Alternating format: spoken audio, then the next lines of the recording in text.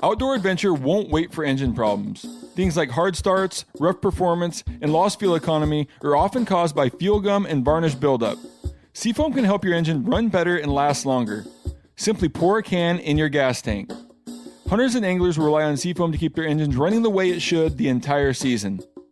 Pick up a can of Seafoam today at your local auto parts store or visit seafoamworks.com to learn more. There's nothing like snook hook sets at dawn or catching a tarpon in the moonlight. Find your next fishing trip made easy on fishingbooker.com and experience the magic of the Sunshine State or any other destination on your fishing bucket list. Book a blue water adventure in search of sailfish or go snapper fishing with the kids. With over 6,000 captains and trips to choose from, planning your next one just got a whole lot easier. Download the Fishing Booker app on the Google Play or App Store or visit them online at fishingbooker.com to book your trip today. Hey guys, turkey season is in full swing right now, and if you are planning on getting after it, make sure to pick up some Meat Eater Phelps turkey calls to stuff into the old turkey vest or into your fanny pack right now. I carry a few different things. I like to use mouth calls, and I like to use pot calls. Mouth calls or diaphragms, I like them because it gives you hand-free calling, meaning when you're working a bird up close, you can have your gun on your knee, finger on the trigger, ready to roll, and still be making turkey sounds. I like pot calls because I just like pot calls. I enjoy calling with a pot call. Whatever direction you go, including a box call, which I don't personally use too much, but they're fun and great, and I started out with them.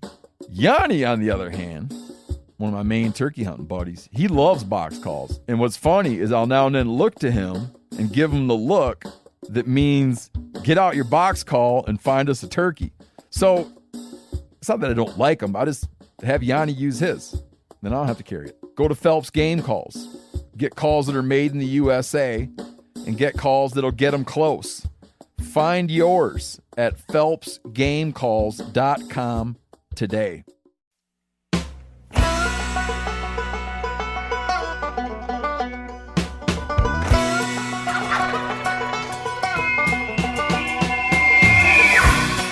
Welcome back to another episode of Cutting the Distance. I've been following today's guest for about the past 4 years or so, and I've got to watch his skill set, his knowledge base, and success kind of blossom into something that is truly impressive. I have a ton of respect for him. Samong Yang. He's from my home state of Washington and owns Samong Outdoors YouTube channel where he documents his journeys and educates viewers along the way. In my opinion, he's wise beyond his years. He's a young man that is well-spoken and versed, and he's a great asset to the hunting community and kind of showing what we're all about, as well as reaching future hunters. So I'm really stoked to have him here on the show. Welcome to the show, Samong. Dude, thank you so much, Jason. It's an honor to be on this podcast. I have to ask how old you are. I don't even know how old you are, but I'm going to ask that one to start with. Yeah, I'm 25, born and raised, and currently still living in Spokane, Washington. Gotcha. Your little background. What got you started in hunting? Is it like the rest of us that it was kind of passed down through the lineage and from one generation to another, or kind of what's your backstory there? Yeah, that's pretty much it. Simply put, I don't know my life without hunting. It's always been something that I've done. And when I was born, my dad had already established hunting in the household, so I was born right into it, and it's just stuck ever since. Gotcha. Yeah, real similar, to our story. It's like nobody can remember, up to a generation where we didn't hunt, or we didn't hunt for food, in my family. So real similar. And then, you took your family's passion for hunting and kind of that lifestyle, and similar to what a lot of us do, you wanted to start to share that experience with others. You picked up a video camera. In my opinion, you do a very good job of sharing your adventures. But what kind of got you into filming those and wanting to share those adventures? Kind of what sparked that?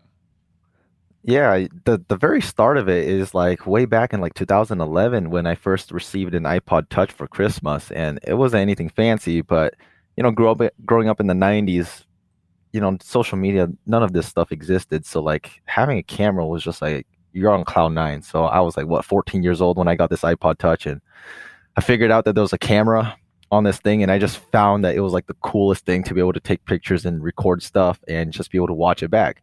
So back around this time, I really had no interest in filming my hunting and fishing stuff. It was just, I was just filming whatever. And we were actually raising like backyard chickens back then. And so that's primarily what I did. I just went out and I just filmed my chickens, basically watched them from the moment they were hatched to when they were grown up.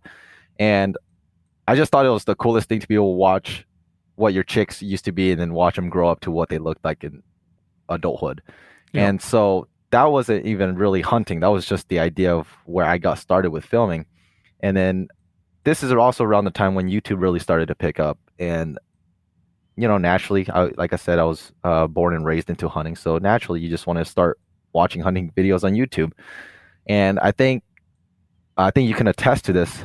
Back then, there was like hunting videos and hunting channels all over the Western states besides Washington. Like I struggled to find any videos on YouTube that showcased Washington hunts. You always had Utah, like those limited entry mossback videos way back then. Yep. And so the one channel that I came across at the very beginning was actually Prime Time Outdoors by none other than Jason Phelps. You're digging way, way back into the past and the history, but yeah, that's cool because we didn't know how many people we were reaching or what we're even doing back then. We started back in 2007, and it was just some buddies that got some video cameras, some mini DV cameras, and just started like over the shoulder, no production quality, but no, that's funny to hear.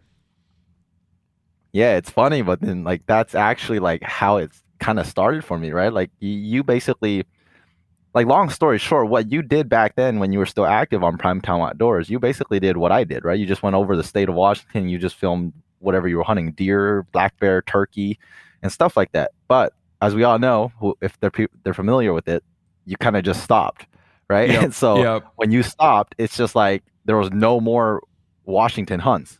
And so I was like, well, if nobody's really doing it, I was like, well, I really want to watch Washington hunts, so why don't I just start, right? Yeah. And so soon after that, I started following this man by the name of John Wake, which today he's known as Northwest Spur Chasers. And I found out through his channel because he's actually like probably the biggest turkey hunter in my neck of the woods, Northeast Washington. Yep. And like I said, it was so bizarre because out of all the states and all the places that YouTube videos at that time were, it was so crazy to me to know that this man, John, was filming like in the same areas I was hunting.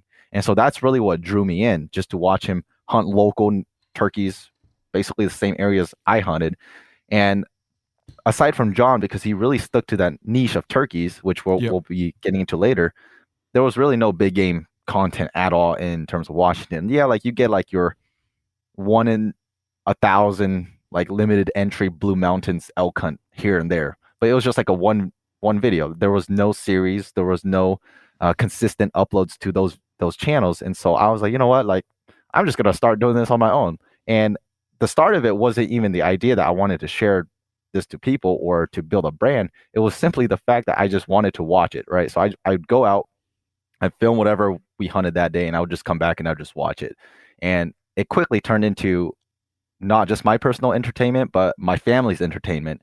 And long story short, over time, it just kind of evolved into the platform today. And you get like 60,000 people that I've never even met before just watching the channel. Yeah. Your YouTube channel has definitely grown to a point. It's got great traction. You put great material out, and so super happy for you.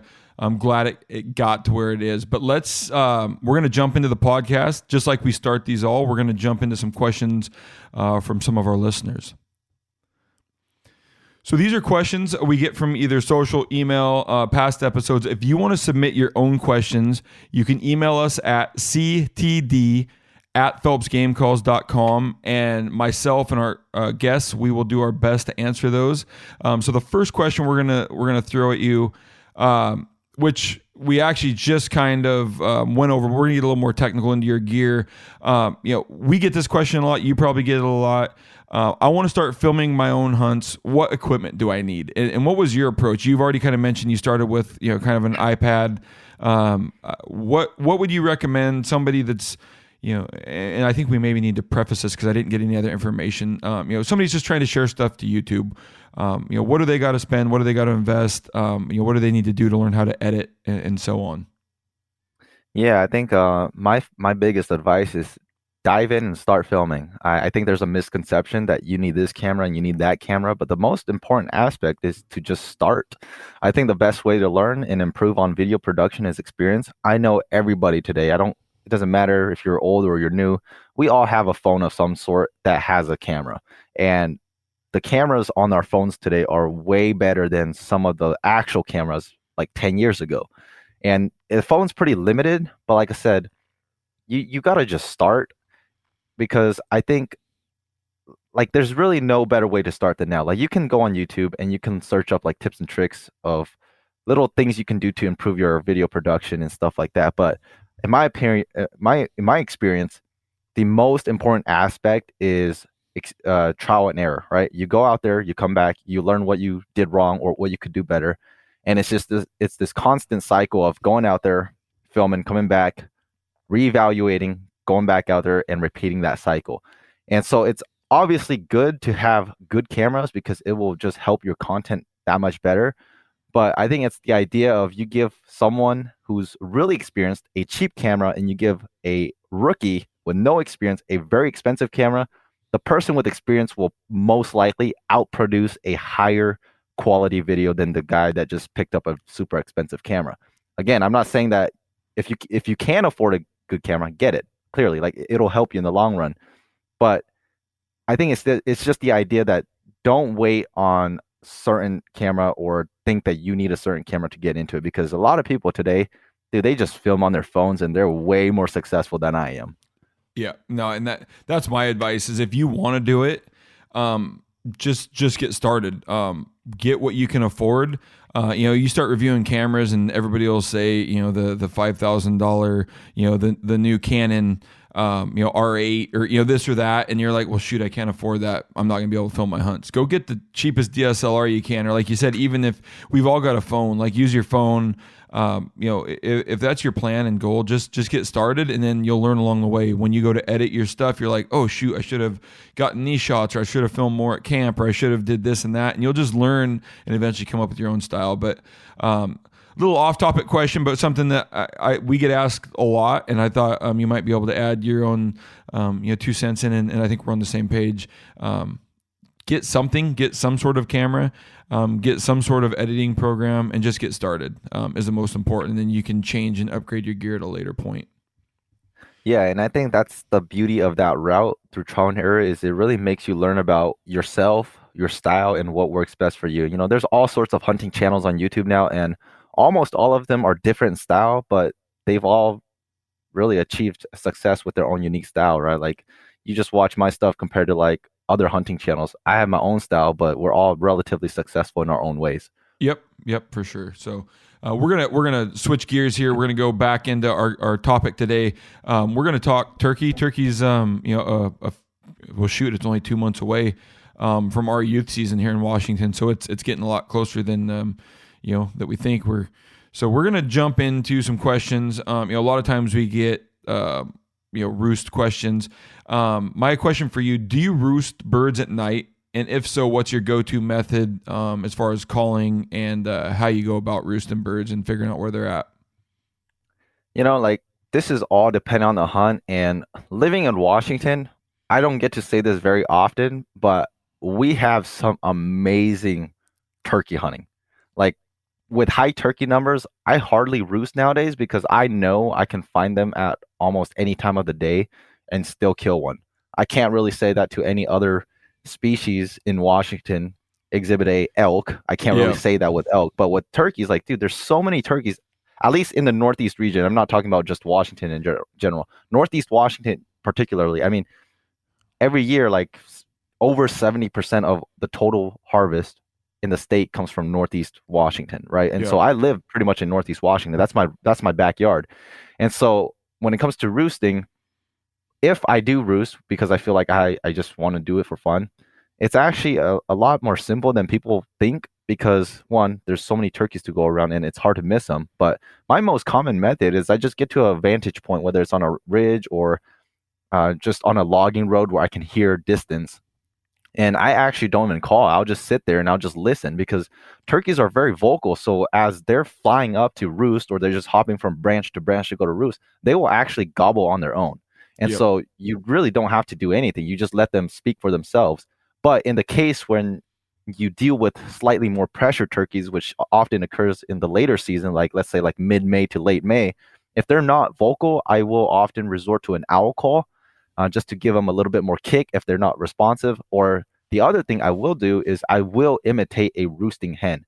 But the only time I imitate a roosting hen is if I know that where I am standing right there is a good spot where I can set up for the morning because turkeys, they're as dumb as they might seem, they can pinpoint your location to your step. Like Yep. you throw out a call, they will know exactly where you are. So the only time I will imitate a roosting hen is if I know that I can set up that spot. So for example, if there's a gobbler across the ridge and I'm on a ridge across from him, I'll just tell him, "Hey, I'm a hen. I'm roosting here on this ridge tonight."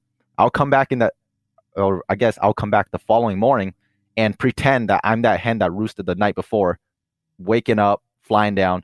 Because when you do that, it just lowers the suspicion of a turkey, right? If you didn't tell him you were there the night before and all of a sudden the next morning there's a turkey there, sometimes it can throw up the red flag, especially if you're dealing with pressured gobblers. But in Yep. terms of roosting, that's pretty much like the whole nutshell about how I go about roosting birds. Gotcha. And some of that research that our buddy Mike Chamberlain at the University of Georgia, the Turkey Lab there, some of the research he does is that you call and that turkey may not come into your setup then, but he will come back to that exact location, in 3 to 4 hours. That turkey has a decent memory and he's got pinpoint accuracy on where you were at. And many times Mike Chamberlain's research has shown that turkey knows where you were. He's busy with hens, but he will come back later. So I think the same can be said, like he's, on the roost. He will know if there was a hen that should have been there the night before, and he'll know if she should be in that tree when he wakes up, and to add to your roosting birds at night, I like to do it just because it makes me feel a little bit more like I'm in the game or I'm being, I'm interacting with the turkeys. I always refrain from using a coyote yip or a howl in the morning because I feel like it can, disrupt birds, make them very wary and cautious. But at nighttime, when they're in the tree, we use a lot of coyote howls, owl calls, like you said. And I just love to get close to a roost tree.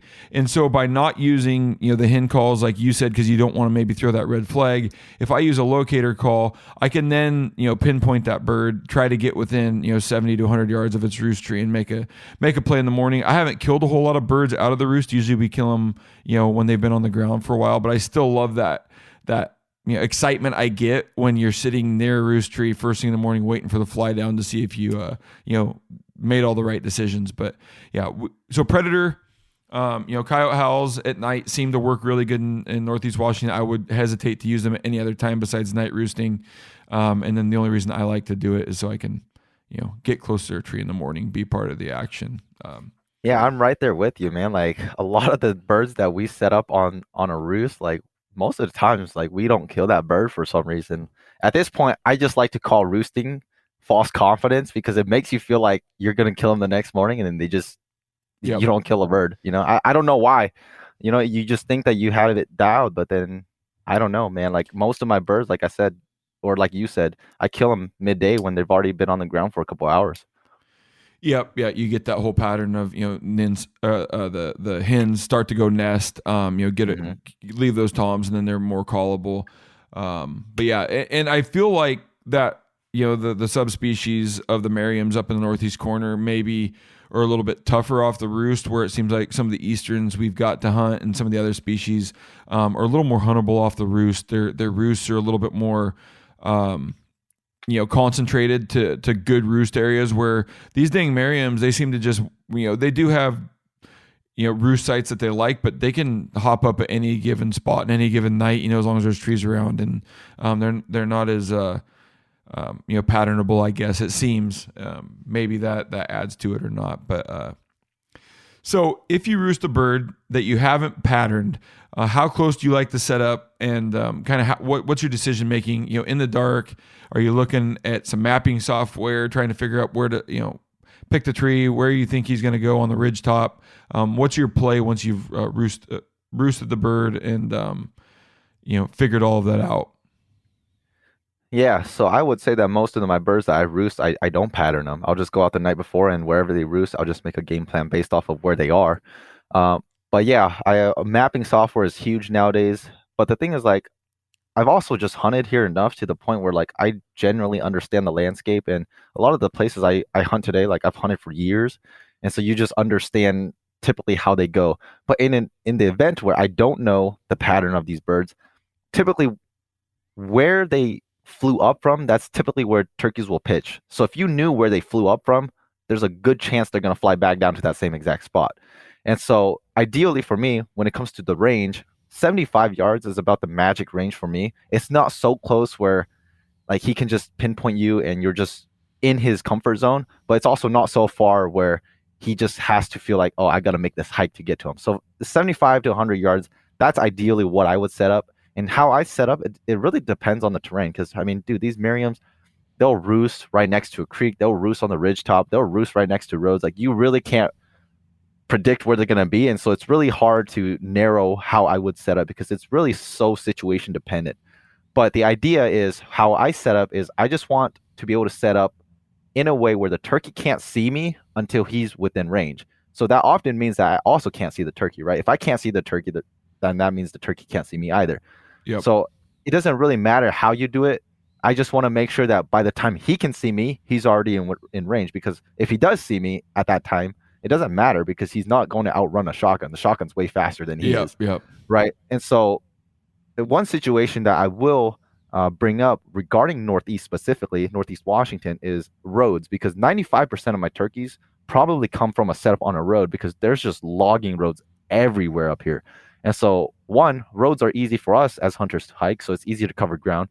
And roads are very easy to use to predict how the turkeys will come in. I mean, if you're on a road, there's a good chance if the turkey's coming in, he's walking the road. And third, that's just what turkeys love. You know, they love to use roads as strutting grounds, travel corridors, and even feeding grounds.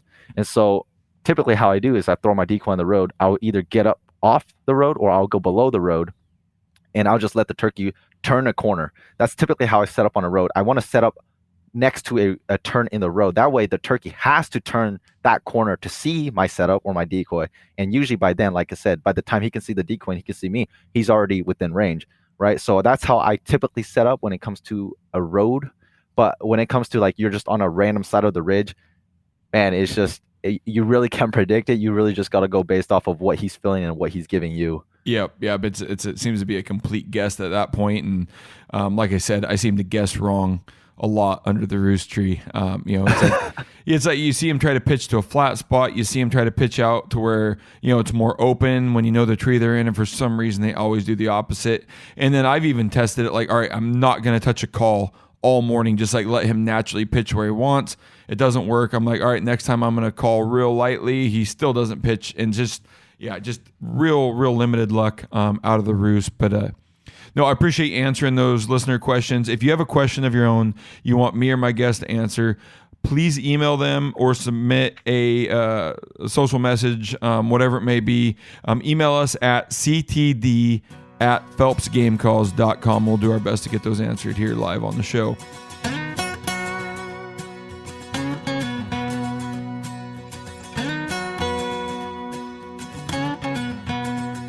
So for today's episode, I've got my own questions to ask you here, specifically about hunting merriams. You've mentioned Northeast Washington, Idaho, some of that open country, more mountainous country, probably compared to what the majority of the country gets when it comes to wild turkey hunting.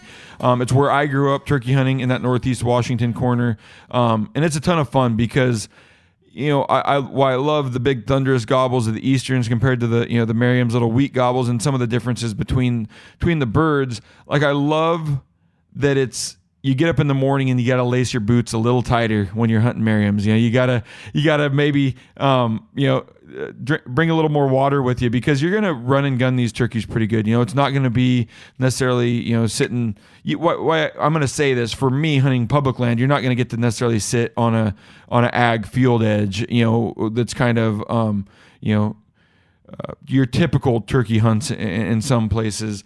I just love that it's almost like hunting the mountains for elk, for mule deer, but you're up there chasing turkeys on ridge tops, and I absolutely love that style of turkey hunting. But I'm curious to see if some of our strategies and techniques are similar, and then also to see if you have some different tactics that that you utilize in that northeast corner that I'm not currently using. But before we jump into my questions for you, it's always fun to kind of relive the past. Tell me real quickly about your first turkey and kind of your strategy you put on that turkey and how you killed it. Yeah, the truth is, I probably at this time didn't even have a strategy because I didn't even know what I was doing, but I somehow killed a turkey. Um, but I don't even know what year this was. This was well over a decade ago. But I'll go to the year before I killed my first one, because that kind of leads up to the year I actually shot mine. So the year before I killed my first turkey, it was during youth season, and I actually missed a tom at 25 yards in this exact spot. I don't know how I missed it, but 25 yards, turkey just took off. I don't know what I did wrong. I just missed. And so the following year, it was youth season again, and you kind of go back to that spot because first off, like that tom that I missed, that was the first turkey I've ever shot at, and when you shoot something like that, you just have this built up confidence in that little spot. And so naturally, I was just like, I want to go back to that spot. So it was my cousins and myself.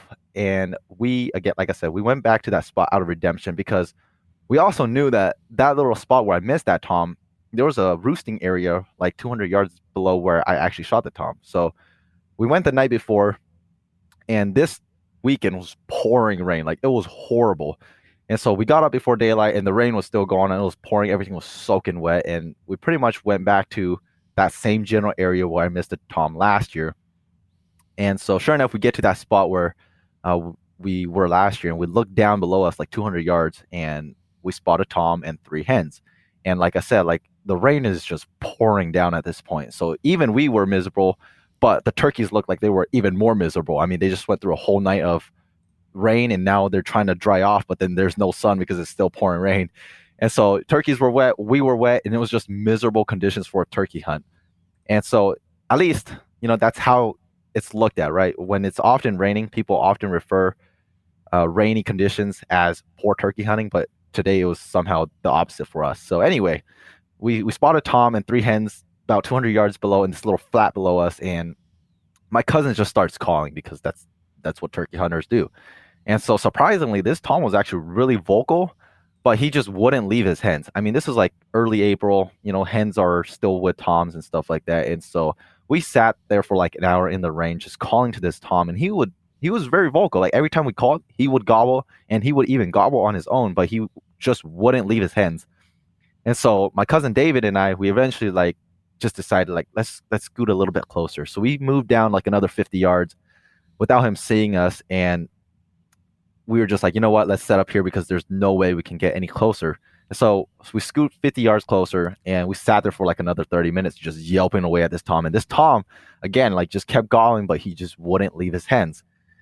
And so I don't even know how long it was, but maybe like another hour on top of that, like that tom finally just decided like, okay, like I gotta go. And so we literally watched this tom break off from his 3 hens, and he just starts walking up towards us. And he's not strutting because he's wet. He's just casually walking his way up towards us. And where we're set up, it's on a small ridge with just like small pine trees here and there. And so he eventually walks to the left. Basically, he's going to walk up the spine of the ridge. But as he's coming that route, I can't see him anymore. And so he also stops gobbling because we also stopped calling because we knew he was on his way. So we didn't want to just keep calling for him. And so as a rookie hunter, not seeing a turkey and not hearing him gobble, you have a lot of second thoughts in your head, and it just feels like forever. And so little did I know, this turkey, he was actually drumming and spitting the whole way. But at that time, I didn't know what drumming and spitting was, so I didn't even know what to listen for. So I kept bugging my cousin. I kept asking him. I was like, dude, is he coming? Like where's this turkey at? It feels like forever. My cousin like, dude, like stop. Like he's coming. Like he's right there. Like he's on his way. Because my cousin at that time, he knew what drumming and spitting was, but I didn't. Yep. And so he's like, dude, like just wait, dude. Like he's gonna show up. He's gonna show up. And so I'm sitting there, drenched, fingers numb from the cold, and what felt like an eternity, he finally pops out into this one shooting lane about 20 yards away, and we pretty much see each other right at the same time. But the difference was I knew what he was, but he didn't know what I was. So he stuck around just long enough to, kind of poke his head out like, what is that thing in the bush? But my fingers were so cold. I remember going to pull the trigger twice and the gun wouldn't go off. And I remember looking at my cousin to ask him, why isn't the gun firing? And so I come back to the gun and this turkey's still just standing there. And I'm trying to pull the trigger, but I can't. So as I'm trying to lift this gun to the side to look at the safety to see if it's on fire, the gun goes off. Oh, no. Yeah, as the gun goes off, I look at the turkey just starts flopping. So I somehow miraculously got the turkey without really aiming at the turkey. Why twisting your gun over to look at it? Yeah. As I was twisting my gun, like the gun went off. And I just remember I looked up at the turkey and I just saw his right wing go up and he just starts tumbling down this ridge. And I just remember I just yelled, I got him. And my cousin stands up. He's looking over because he clearly saw that I wasn't aiming when I shot when the gun went off. So he looked, he jumps out, he's looking to make sure the turkey's actually down. And sure enough, the turkey was just flopping down the ridge. And so I don't know how I got it, but I somehow got him. Yeah, a little bit of a story to your first bird there for sure. Well, I mean, my first bird, I didn't even use a call. As much as I'd love to say I called the thing in, I was struggling. We kind of were in that part of the season back then. Late April, it seems like those toms just get on, completely henned up, won't do anything. We don't have enough hens sitting all day, and it's just that weird time where it's not early enough, it's no longer late enough, where all the hens are leaving, and you just couldn't call to them. So I just shamelessly listened to gobbles and did the big sneak and used terrain and popped around a corner and shot my first tom. But no, your story's a little more eventful than mine for sure.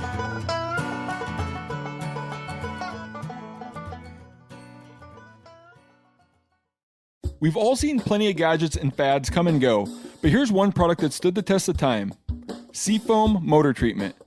Lots of hunters and anglers know that Seafoam helps engines run better and last longer.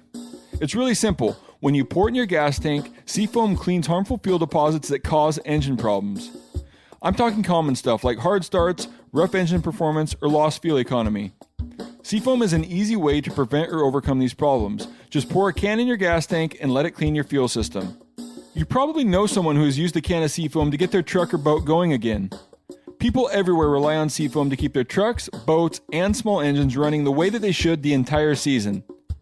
Help your engine run better and last longer. Pick up a can of Seafoam today at your local auto parts store or visit seafoamworks.com to learn more. There's nothing like snook hook sets at dawn or catching a tarpon in the moonlight. Find your next fishing trip made easy on fishingbooker.com and experience the magic of the Sunshine State or any other destination on your fishing bucket list. Book a blue water adventure in search of sailfish or go snapper fishing with the kids. With over 6,000 captains and trips to choose from, planning your next one just got a whole lot easier. Download the Fishing Booker app on the Google Play or App Store or visit them online at fishingbooker.com to book your trip today.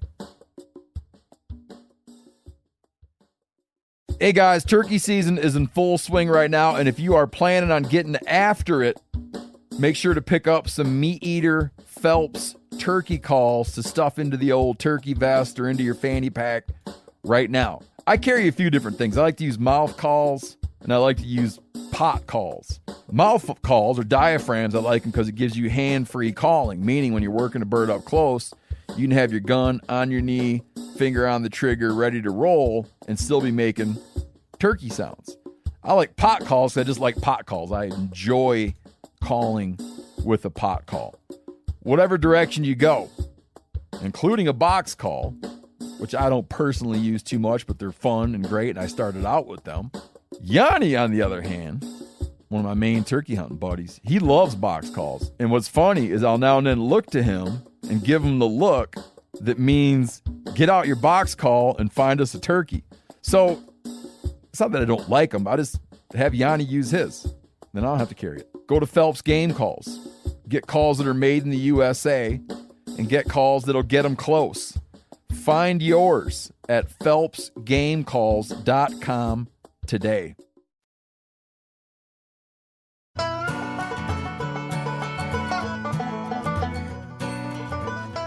So I'm going to jump into the questions I have for you now, Samong, and kind of just go over. These are kind of just the general turkey hunting questions, but see how we can kind of tailor this to Northeast Washington and some of the tactics you use, to be successful year in and year out. And you're not only successful for yourself, but I know, you take a lot of other guys and gals out and find them a bunch of success. So I'm really interested to pick your brain here. So let's say you just like you said earlier, I've had the same results. I can typically go out onto most pieces of public in Northeast Washington and get a bird to gobble.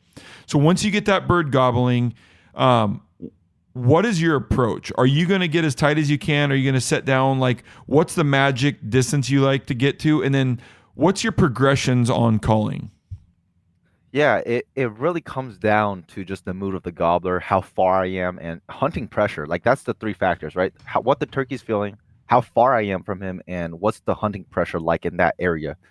And like I said, it's such a situational thing, but I'll just try my best to keep it like just streamlined. Yep. Because the thing is, lots of gobblers, like when a turkey gobbles, right? Even if he's gobbling a lot, it generally means it can mean one of two things, right? If he's gobbling a lot, he's super interested. He's running in. Everybody wants that, right? The other thing is he's gobbling a lot, but he's hung up. And so one thing I've learned over the years is you really just have to learn to read the turkey. And there's really no good way to explain how to read a turkey besides just spending time out there, putting yourself in a bunch of situations, and really just getting that natural feel for how you can make a move. Because a lot of times when I go turkey hunt, I really just wing it. I don't really have a game plan. I just go based off of what the turkey's giving me. So, for example, if we working a bird and I know he's coming in, he's just pounding every call I make, I'll play around with him in terms of call, because one, I just like to hear them gobble, right? If he's hammering you and he's running in, I'll just call a lot, because especially if I'm taking somebody else who's new, hearing that gobble gets them excited, and it makes them patient. When a gobbler goes silent and you're taking a new guy out and they stop gobbling, a lot of times they get very antsy and they get impatient, which that's probably the number one factor why people don't shoot birds. They just get impatient. But when it doesn't matter how the turkey's coming in, whether he's coming in gobbling his head off or coming in very, very silent, very cautious, I will eventually stop calling when he gets close and let him come find me. Because like I said earlier at the beginning of the podcast, turkeys, they might not seem smart, but every time you're making a call, they are pinpointing exactly where that call is coming from. And so typically what I do is I use a decoy. And so I make sure I stop calling before he's able to get visual of the actual setup. So what I do is I typically put a decoy like 20 yards away from my yam. So once I stop calling, if he pops up, he looks at the decoy. Because I've given him maybe like a minute or two of silence, it makes realistic sense for that hen to have moved 20 yards from where I last called. So it just makes it more realistic for him to approach it. But on the flip side, when it says, do you call just enough or keep him over the top? Obviously, if he's coming in, you can pretty much do whatever, right? But if he's very cautious, you really have to play around with how much you're calling and how you're calling to him. Because especially later in the season, when you're dealing with birds that have been shot at, they've been set up on before, you can't really just do whatever, because they will read you and pick you apart.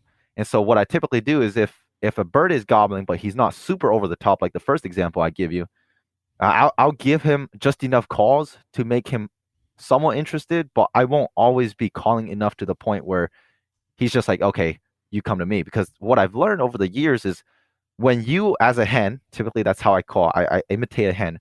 If a hen is more excited than the gobbler, a lot of times what that leads to is that leads to a gobbler hanging up. Because if he wants you more than you want him, he will come running in. But if you want him more than he wants you, a lot of times what he's going to do is he's going to force you to go to him. So you kind of have to play that balance between Yep. am I calling too much or am I calling not enough? And so again, it really is a situational thing, and that's just dependent on the situation of the turkey and whatever situation you get yourself into. Yeah, and early, I've always figured that early in the call in, like you're gonna establish kind of the ground rules, right, of this call in. If he's hammering, say you make a hen yelp and he hammers you, and then you maybe go quiet for a minute, but he gobbles 2 or 3 more times, you're like, all right. Is he excited where he's at, or does that mean he's really excited and coming to me? And so now, as a turkey hunter, we're now listening, like, is he actually getting closer? Is he closing some of this distance? Or is he sitting there spinning around, gobbling towards me? So it sounds like he's getting closer and then he's turning away like he may be henned up. And so you're trying to use like all of this information to figure out what's going on. And in the case where that bird's gobbling and getting closer, you're like, well, that's the easy one, right? We don't have to, we can, like you said, you can call as much as you want or as little as you want, and the thing's going to come pinpoint your location. It's the ones in between that seem to kind of hang up, that seem to kind of answer you occasionally and seem to kind of gobble on their own occasionally and then don't answer your calls, are the ones that really kind of give us the fits, where we're like, well, shoot, what do we throw at him now? Do we need to go silent for 5 minutes? And then does our hen call work again? Or, do we need to get really excited with some cutting? And that's just where I think experience and then kind of just that gut feel comes in at times. Like, all right, did the cutting work? Did it not work? Did the silent treatment work? Did it not work? And you just have to make your future decisions based on what you've got from that bird throughout the call-in. You're trying to put all this information kind of into the pot and boil down what's going to work on this bird, and there are times where it's just not going to work. Exactly. Pretty much nailed it. Yep. So during the call-in, we've just talked about, calling a lot, calling a little bit, going silent. That bird being able to, I've always assumed, before I get into this next question, I am going to throw this bit of information out. In the instance, you've mentioned it multiple times, but I'm going to reiterate it because it's important. If you know that bird answers your hen call, like you let out a 7-note yelp and that thing is right on top of you, you know that was in response to your hen calls. At that point, he knows exactly what tree you're sitting under. So don't be worried. Like you said, you can go silent and maybe that hen will move. But at the time you make the call, he makes a call, I just assume that he now knows exactly where I'm at. So I at least got that bit of information. I think it's important to know, and the research, with GPS collars or GPS trackers on these birds, the research shows that thing knows exactly where you're sitting, and he will eventually go back to it once he loses his hens. So when that bird goes silent, and I'm talking silent, how long are you going to wait this thing out? And I know it's always dependent. And then what's your play going to be after that? So, you're calling the bird, he's gobbled 6, 8, 10 times, seems like he's closing the distance and he's interested. And then you just get the typical silent treatment that we've all been a part of. We've all had to deal with. Yeah, I think when you say silent treatment, I think you can draw like a bunch of branches under it. So I'll give a couple of different scenarios, right? So one scenario, which is very common that people don't realize, is he's coming in, he's gobbling, and all of a sudden you just don't hear him anymore. So we would refer that to as he goes silent. That what this often means is he sees your decoy or he sees your general area where the sound is coming from. So that means he's made it there. He's just now poking his head up and he's just looking at the situation. Because the thing with gobbling is it's often a communication between two turkeys who cannot see each other. Once the gobbler shows up, and if you have a decoy out, if he sees your decoy or he sees a hen, he really doesn't have a need to gobble anymore. I mean, like the communication between a gobble and a hen yelping has brought them into one area. And at this point, if you're a tom, it's not about I'm gobbling anymore. It's about, okay, there's the hen. How can I look as good as I can to this hen? So what happens is when they come in and they're silent, that means he sees your decoy and he's just trying to strut. He's trying to look as good as he can for the hen. This is what happens with a lot of situations is people who can't identify drumming and spitting. This is where they screw up because the turkey's already here. They just can't see him and they don't think he's here because he's not gobbling. But like I will say later, turkeys are always drumming and spitting, no matter how pressured they are. They're always drumming and spitting. So if you can learn to identify that even if he's not gobbling, when they're close, it's so distinct. You can't, like, you just can't not hear a drum and a spit. So that's one scenario of what happens when he quote unquote goes silent. He shows up, he sees your decoys, he's now just putting on a show. Another thing is, especially in the Northeast region, we hunt in mountainous terrains, and the landscape is so oddly shaped that sound can just travel very weird. And so, for example, if I'm on a ridge and there's a turkey on another ridge and he's gobbling, right? Sounds like he's just hammering all my calls. Because a lot of times that terrain is so mountainous, what happens is a lot of times turkeys will have to take longer routes to get to your setup. So what I've had happen is I'm just standing face to face with the turkey. He's on another ridge, I'm on another ridge. But instead of coming straight down his ridge and up my ridge, he's just going to take this logging road that's going to loop all the way to the backside of the valley to get to me. So what happens is he's sounding like he's going farther away, which he is, but that doesn't necessarily mean he's losing interest. He's just taking the path of least resistance to get to me, even if that means it's a longer route. So what happens sometimes is he gets into like this little pocket where the sound just doesn't travel as good. So because you can't hear it, we just say, oh, he went silent on us. He's not really interested. But no, he's still gobbling. He's just on his way. You just can't hear him at that moment. I've had this happen so many times. Just last year, I took my buddy Steve out. This bird was hammering us. He was probably like half a mile away, and it got to a point where we couldn't hear him anymore. And my buddy Steve was like, dude, like he's gone. And I told him, like, dude, with how he was hammering us, like the first 15 minutes, there's no way he's not going to show up. 20 minutes later, sure enough, this turkey shows up 10 yards, smokes him, right? It's like, it's things like that go a long way. So when we say they're giving us the silent treatment, there's a lot of different ways and a lot of different scenarios that you have to keep in the back of your mind.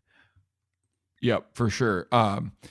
Yeah, and there's always, that it's tough, and that's where, like you said, you have to draw from the experience you've had with that bird prior to the silent treatment, and you've got to make some decisions on whether that bird's still coming or whether he went away with a hen. A lot of it is was his last calls going away? Was he coming towards you? And then you have to make your decision based on that. Great information there. So we've talked about it. Most of the Northeast, it can be very brushy, but in my opinion, it's fairly open, mountainous, like we've said. It kind of lends itself to that run and gun style of turkey hunting. I already know your answer to this because you mentioned it earlier. My question was, do you use a decoy or not? And you've said you use it in roads a lot, but what's your thought process on decoys? Do you use them on every setup? Are there times where you won't use a decoy? And kind of go into that for me. Yeah, I think I can definitely get away now with my experience now. I'm not saying I'm the most experienced, but with how I can read turkeys, I can often get away without using a decoy. The reason why I still use a decoy now is it really just helps me on the filming side of things. To be able to know where I can just leave the frame of my camera on the decoy is so much more it's less stress on me mentally rather than predicting where this turkey is going to come, because a lot of times I self-film. So knowing that, okay, there's a decoy, I just got to put the camera on the decoy and just leave it on the tripod. It makes it a lot easier for me because I can really focus on just working this tom, because a lot of times they're going to show up to the decoy. But the other thing is I often only use a hen decoy. I know some people like to use like a tom or J decoy. I've never really found it to improve my chances. The other thing too is I just don't want to get shot by other people, and so I just use one hen decoy. That's typically what I do. But like I said, it's not really mandatory, but it really just helps me with my filming. Gotcha. Perfect. That makes a ton of sense. We used to use them a lot more, set out, 2 hens and a Jake on a lot of setups. And there were times where we would get picked off, setting them up, the turkey closed too quick or whatnot. And I would say the majority of the time we do, but when we do go back out and hunt some ag stuff and the turkeys can see for so long, to get that like visual confirmation that, all right, there are turkeys down at the other end of the field that are making, turkey noises, I feel is a little more effective versus like run and gun, chasing turkeys around at times. It seems like we seem to not put out decoys as much. We've used some live stuff for decoys at times, but they're big and they're a pain in the butt to carry around. But they are effective in the certain situations where that tom that you're trying to call in can make a visual. It can change the game for us a little bit. Absolutely. So it's different than the silent treatment. Very often, especially I kind of gave the scenario earlier, that mid-April to late April when birds are just on, lockdown, they're hung up, they're henned up, very, very, difficult to call in, but they will play the game for a bit and that bird hangs up. We've seen them get in their strut zones, hour and a half after fly down. They establish where they want to be. The hens lead them to where they want to feed, and that bird kind of gets hung up in his strut zone, or he may come part way, but he's not willing to leave those hens completely because he's got the for sure thing. What do you have any out of the box strategies or tactics for that, or do you have just a strategy that works when those birds hang up? They're still active, they're still calling, but they just will not break either a certain terrain feature, a certain topo feature, or they just flat out won't go any farther away from their hens. Yeah, I think the most common technique when it comes to a gobbler that's hung up because of a hen is to start talking to the hen, right? That like the reason why that gobbler's not coming in is because he's hung up with the hen. Like he wants to stay with the hen. So if you can get that hen that he's hanging out with to come into you, I mean, like that's textbook, right? So that's like the most common thing is like people, especially rookies, and myself included when I first started, all I wanted to do was talk to the tom, but it's like that's not always gonna work. If he's hung up with the hen, start talking to the hen. Because if you bring in the hen, that tom's gonna be right behind her. It doesn't matter who you're talking to because at the end of the day, you just want that tom to be in range so you can shoot him. Yep. But aside from the situation where he's hung up with the hen, if this is just a lone bird and he comes up to your setup, you're calling him, he comes up, and he's just like 60, 70 yards just right outside shotgun range. There's typically 3 reasons why a lone tom will hang up. First off, which is the worst one, is they see you.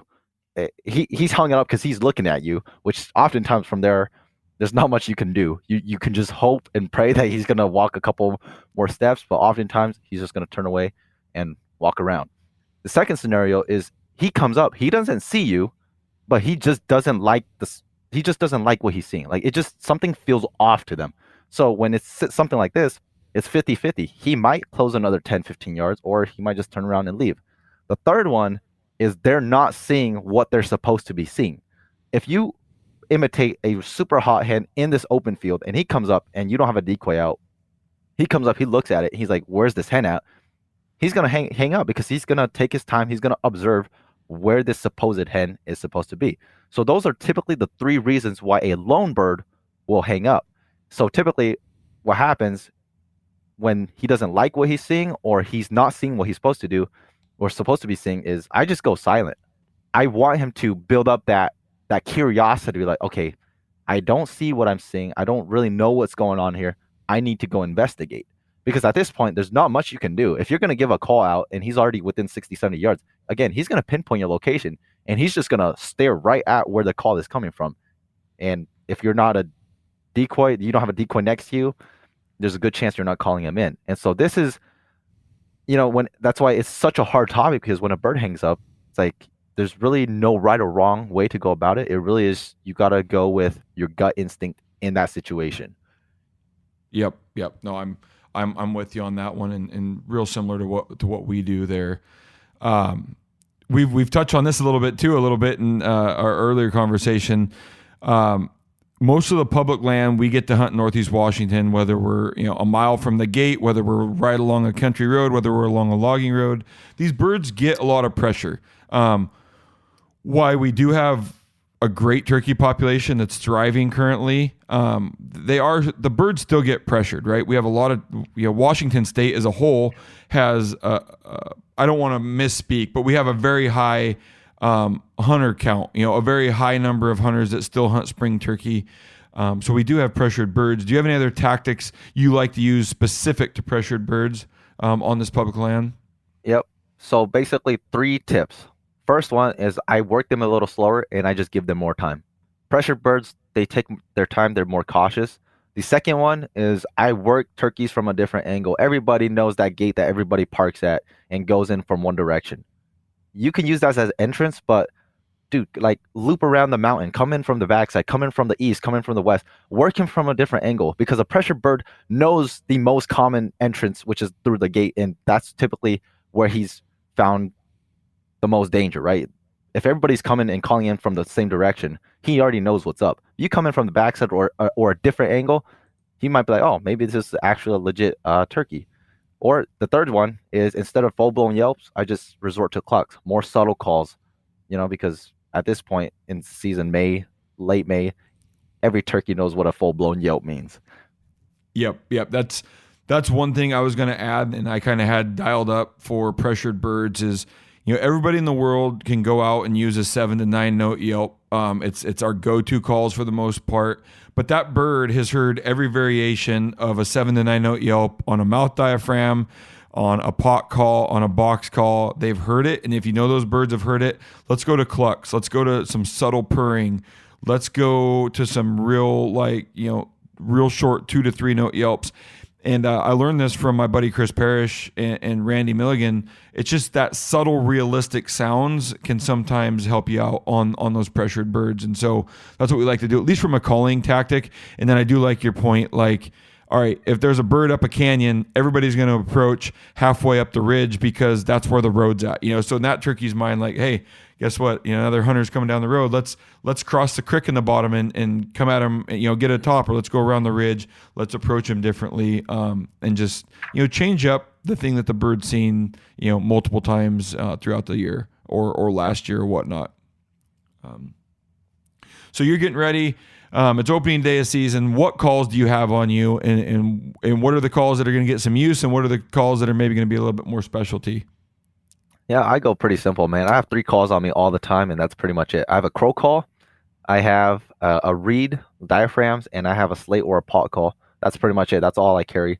A crow call, it's naturals, right? We have crows here all the time. They're very active in the spring. That's my locator call, and it's really good because one, it's natural, but the downside with it is it's very loud. You can't really do a soft crow call. So the downfall with a loud crow call is if there's a gobbler that's really close to you and you just let them have it, a lot of times it'll just spook the turkey, which that doesn't work in your favor. Yep. The second one is an actual turkey call, which is a diaphragm. It's more difficult to use, which is the downfall. But if you can get even just proficient with it, it's really good to have because you're hands free. You don't have to worry about not having your hand on the trigger when the turkey shows up or anything. And the third one is a pot call. It's just easier to use, but the downfall obviously is it requires 2 hands. So depending on what I'm doing, if I'm the hunter, I'm the camera guy, I'll have a reed in my mouth all the time. If I'm just helping someone out, pot call, because it's way easier, and I'm personally better at a pot call than I am with a diaphragm. Gotcha. That makes...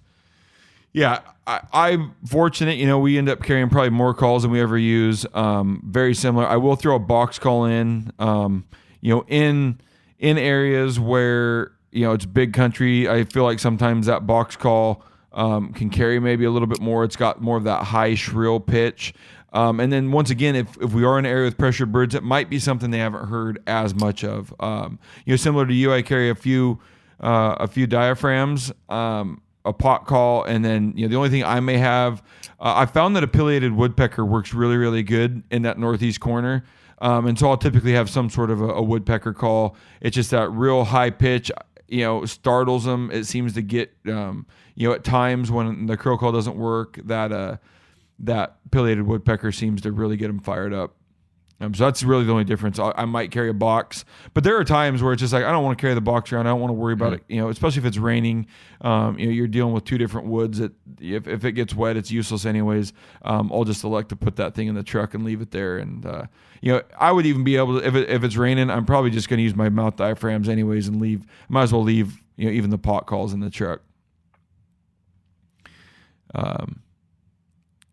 We've talked about. I'm just going through my questions here. We've hit this one enough on hind up birds and that are hard headed, long distance locating. In Northeast Washington, you're hunting ridge top to ridge top. You're hunting what I would even consider like drainages. A lot of these walk-in areas that we hunt, DNR walk-in areas. It's big mountainous country, ridges in between. We talked a little bit about this on our roosting, but let's say you strike up a bird on the opposite ridge.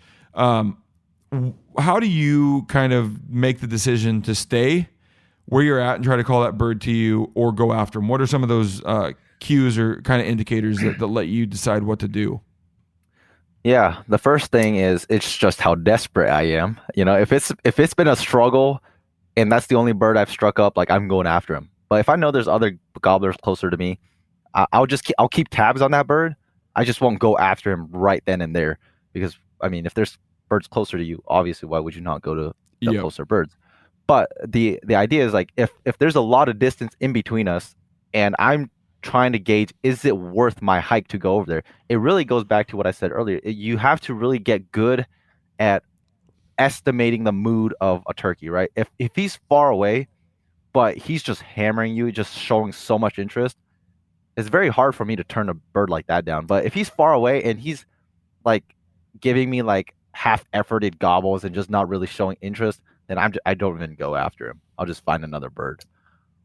Gotcha. Yeah. Then there's a lot of times if you kind of, like you said, desperation, if you know there are other birds in the area, like sometimes, especially if my approach wouldn't be good or if, that thing could potentially pick me up and it's a risky move. And I know there are other birds in there. I won't risk it at that point, but I'll keep it in the back of my mind. Like, hey, there is a bird that's working that ridge over there.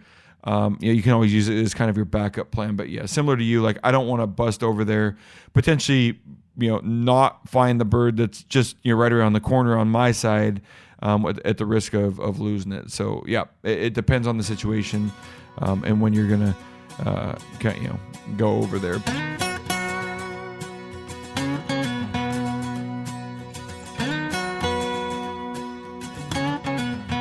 In closing, what's your one tip you feel would give a turkey hunter better odds in finding success this year? My one tip, if I had to tell them, is hunt all day. I've killed birds from first light to last light and everything in between. In fact, I'd say I'd kill more birds midday when most hunters have left the woods or napping. Turkeys, like I said, first thing they do when they fly down, the first thing they do or typically do is they breed. So when they're breeding, it's hard to pull a tom away from the flock. But, once they're done at first light breeding and toms are alone because the hens are tending their nests, like, dude, like from 9 to 3 o'clock, you just don't know when you're going to strike up a super hot tom. So if there's one tip that I could give to them, hunt all day. Yep. No, I'm the same way. Growing up and hunting over there in Northeast Washington, I got to hunt with some locals and hunt with some people that have been doing it for a long time, and it was even comical to the point where it frustrated me. They wouldn't get up, at 4 o'clock in the morning and go sit on a roost tree and whatnot. They would hang out at camp, cook themselves nice breakfast once it got daylight, wait for all of us young guys that were full of piss and vinegar earlier in the morning to come back to camp, and then they would go out and kill the birds that we were hunting. It's just nature and the way it works, right? It's those toms fly down with a group of hens. That hen will go lay eggs, go sit on her nest and leave, and then that tom's a lot more callable at that point. And so, no, I'm with you. With that said, I think you're still punching the time clock, whether you're out there in the morning and night, and we all know that you can kill a bird first thing in the morning, but you can also kill a lot of birds midday.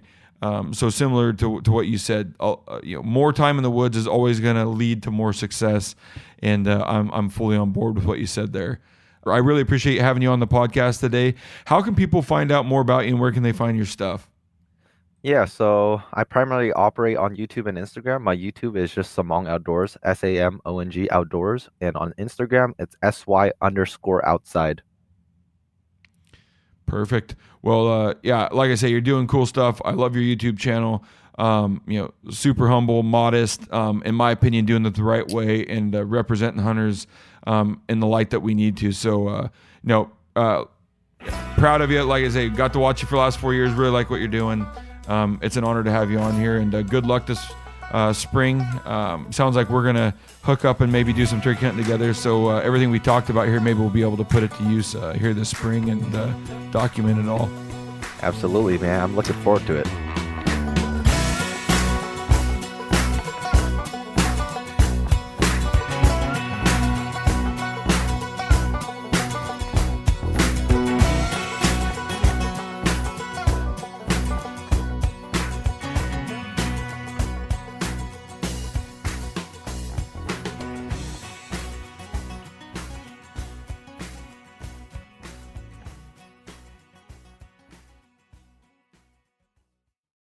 Outdoor adventure won't wait for engine problems. Things like hard starts, rough performance, and lost fuel economy are often caused by fuel gum and varnish buildup. Seafoam can help your engine run better and last longer. Simply pour a can in your gas tank. Hunters and anglers rely on Seafoam to keep their engines running the way it should the entire season. Pick up a can of Seafoam today at your local auto parts store or visit seafoamworks.com to learn more. Hey guys, turkey season is in full swing right now, and if you are planning on getting after it, make sure to pick up some Meat Eater Phelps turkey calls to stuff into the old turkey vest or into your fanny pack right now. I carry a few different things. I like to use mouth calls, and I like to use pot calls. Mouth calls or diaphragms, I like them because it gives you hand-free calling, meaning when you're working a bird up close, you can have your gun on your knee, finger on the trigger, ready to roll, and still be making turkey sounds. I like pot calls because I just like pot calls. I enjoy calling with a pot call. Whatever direction you go, including a box call, which I don't personally use too much, but they're fun and great, and I started out with them. Yanni, on the other hand, one of my main turkey hunting buddies, he loves box calls. And what's funny is I'll now and then look to him and give him the look that means get out your box call and find us a turkey. So it's not that I don't like them. I just have Yanni use his. Then I don't have to carry it. Go to Phelps Game Calls. Get calls that are made in the USA and get calls that'll get them close. Find yours at phelpsgamecalls.com today.